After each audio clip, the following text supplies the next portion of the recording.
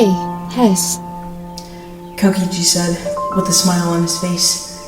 Wait, is this still Kokichi? Hey, I said, looking down at her. Well, I think it's Sin anyway. Where have you been all this time? I felt so alone without you. She said, looking to the side. Her face was red, and I felt my hand move without my permission. I missed you. So, can't you come back to the house? That place we made all those years ago? She said again, with a smile on her face.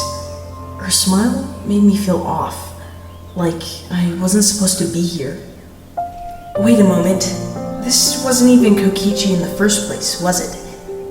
This must be because we are in the mindscape, and things here are different than they are out there, making it hard to know if this is all real or not. I looked over Sin's shoulder and noticed there was a house a little ways in the distance. Sin?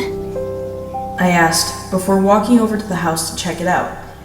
The house was a very modest home, almost like one taken out of one of those couples' catalogs. So, this is what Hess wants to have with Sin? Why can't they have this? I thought to myself, before I felt Sin's hand disappear from my arm. I quickly looked over at her, feeling panicked. She faded into the lilac skies as the clouds seemed to darken. Her body soon mixed in with the clouds as the fragments of her moved far away from my reach. I felt a painful feeling in my heart. I looked down at my hands and noticed that I was still in Hess's body, which means that this must be what her heart desires. Maybe the mindscape works like how dreams work in our subconscious minds. Sure, I don't know much about them, but I know that they show us what's really on our minds, even if we forget. Or even if we choose to forget about it. It always comes back out into our dreams. Maybe the way this is changing into a dark red sky, and the way the house seems to be crumbling into the distance, maybe it's also acting on my desire to want to know more about her. I want to know what Hess and Sin's relationship was, and is now. I want to know what she's really thinking, and what must have happened to cause them to become elementals.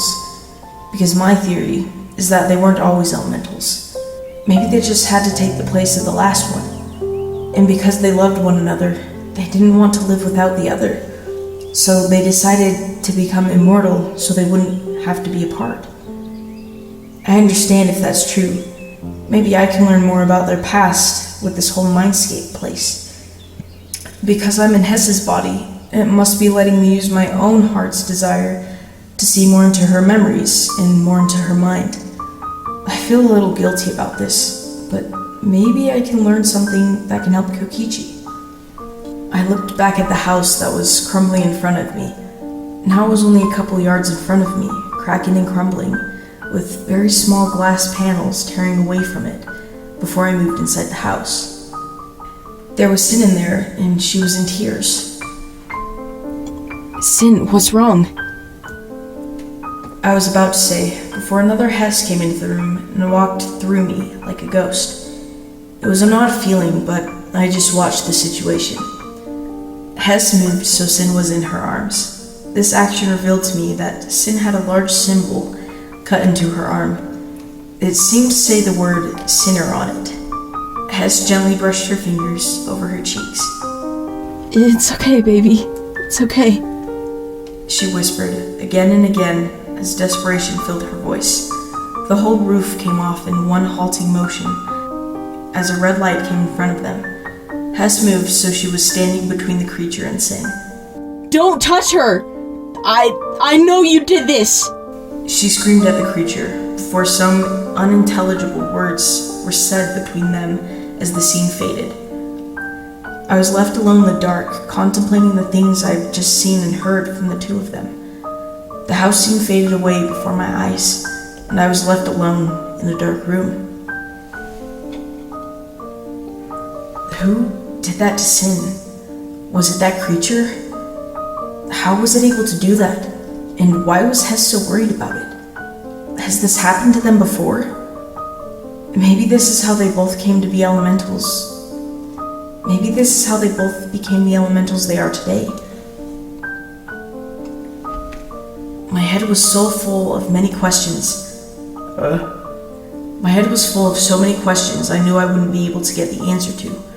But I did wonder about one thing. They were embracing each other. So how did that work? And how long ago was this? Wait, but then they were able to touch each other. And now they can't, right? So what happened to them?